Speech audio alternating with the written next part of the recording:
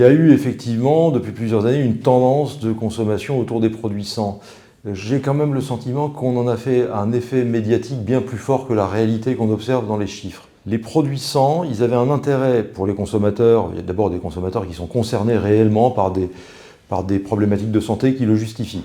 Il y a surtout beaucoup de consommateurs qui vont retrouver dans ces produits non pas une réponse à un problème de santé réel, mais qui répondent à une forme d'imaginaire, à un discours médiatique, et donc qui s'inscrivent là-dedans. Il y a surtout, de la part de l'industrie en général, un levier important, c'est que ces produits sans, ils sont également avec.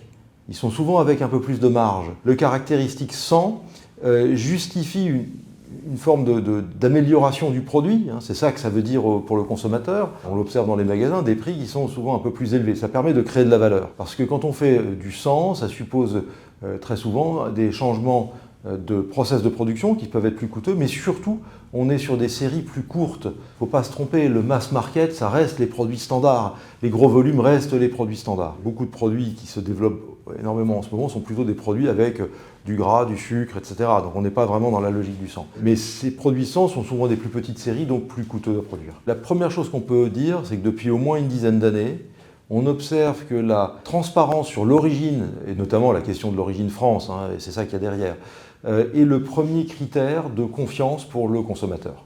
Et les consommateurs, et c'est bien normal, ils veulent savoir d'où ça vient, par qui c'est produit. On associe l'alimentation à la santé, on a tout un discours ambiant autour de l'agriculture, donc il y a cette attente de connaissance de l'origine. Pour autant, l'origine n'est pas toujours très bien comprise, parce qu'on associe l'origine à l'origine agricole des matières premières. Et ce n'est pas parce qu'un produit est français qu'il est nécessairement meilleur d'un point de vue technique. On a nos voisins européens, allemands, italiens, espagnols ou autres produisent des choses tout à fait qualitatives également. Maintenant, c'est vrai qu'en France, les problématiques, on le sait bien, vous le savez bien, de surtransposition des normes font qu'on a une forme de surqualité en quelque sorte, qui ne dit pas toujours que le produit fini est meilleur, mais ça amène en tout cas une sensibilité forte sur l'origine. Ça, c'est la sensibilité. La réalité derrière, c'est que le premier driver de la consommation, ça reste le prix, et ça reste les problématiques de pouvoir d'achat. Et c'est de pire en pire.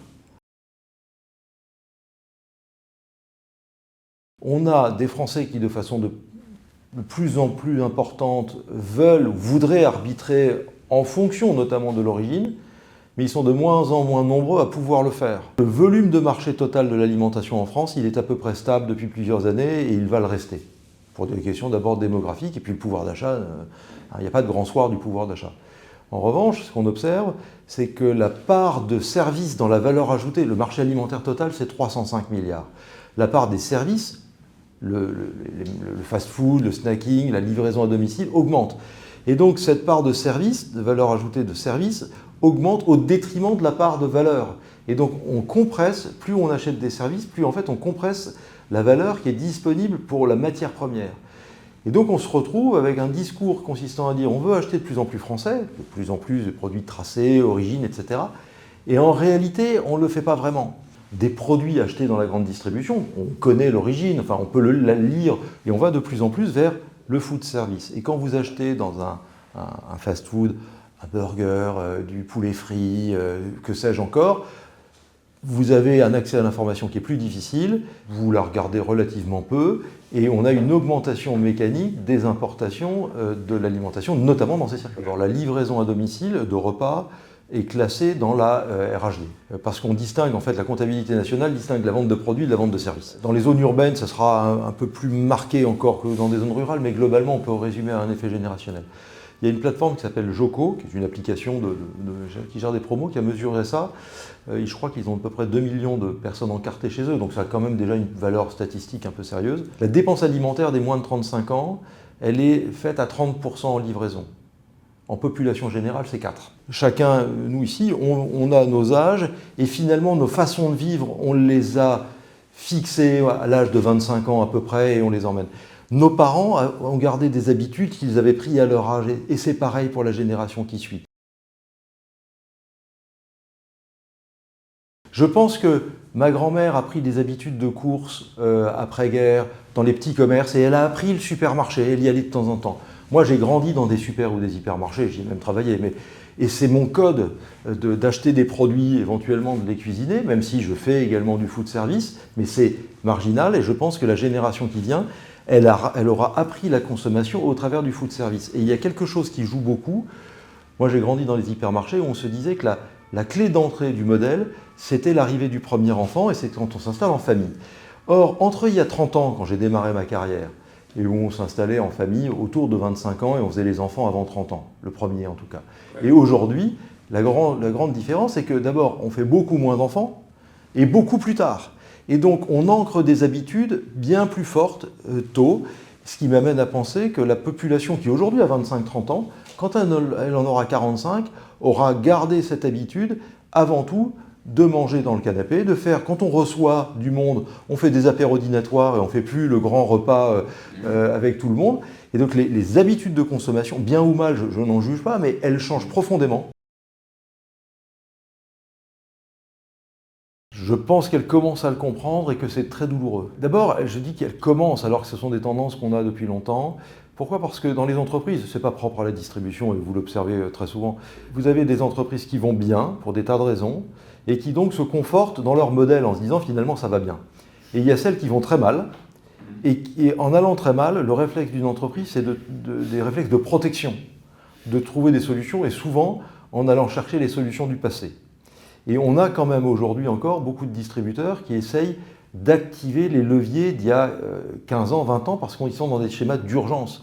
C'est-à-dire, c'est le levier évidemment du prix, de la promo, etc.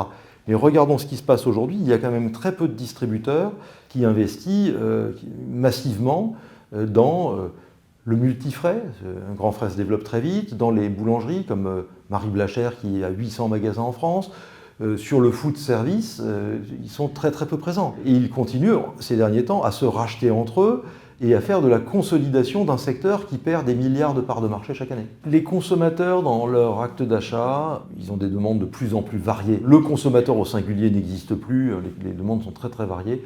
Ce qui fait par contre consensus, c'est d'abord la dimension de plaisir. Il ne faut jamais oublier ça, notamment quand on est dans l'amélioration des produits, dans toutes les allégations, vous m'avez parlé des produits sans. Le critère numéro 1 de l'alimentation en France, c'est le plaisir. On mange d'abord pour se faire plaisir.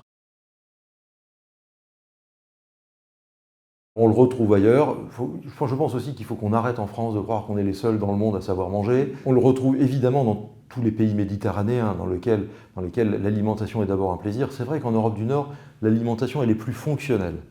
Mais quand même, observez l'alimentation, par exemple dans la restauration, dans le food service, sur les 20 dernières années, sur toute l'Europe, il y a 20 ans, vous alliez dans une autre capitale européenne, on mangeait vraiment différemment. La dimension de plaisir, tout le monde ne l'appréciera pas de la même façon. Il y a des gens pour qui le plaisir va être plus fin que pour d'autres, je ne en juge pas. Mais la dimension de plaisir, elle se voit quand même par l'augmentation de la consommation, notamment de produits sucrés, que ce soit dans les boissons, que ce soit dans les produits. Aujourd'hui, on mange beaucoup avec les doigts, on mange de plus en plus en marchant, on mange on the go, comme disent les Anglais, et c'est une tendance qui se développe partout.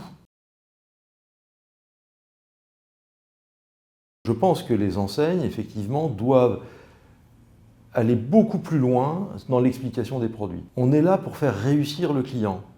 Dit autrement, on n'est pas là pour lui vendre des produits, on est là pour faire réussir le client. Prenons un exemple très simple. Et je pense qu'on est moins bon qu'il y a 25 ans. Je vais prendre un exemple très trivial, sur un produit très simple, des pommes. Quand j'étais directeur d'hypermarché, il y a 25 ans, dans tous les magasins, vous aviez un panneau qui expliquait les différentes variétés de pommes, si elles étaient à croquer, à cuire, acidulées, sucrées, etc., etc. Dans la quasi-totalité des magasins que je visite aujourd'hui, ces panneaux n'existent plus.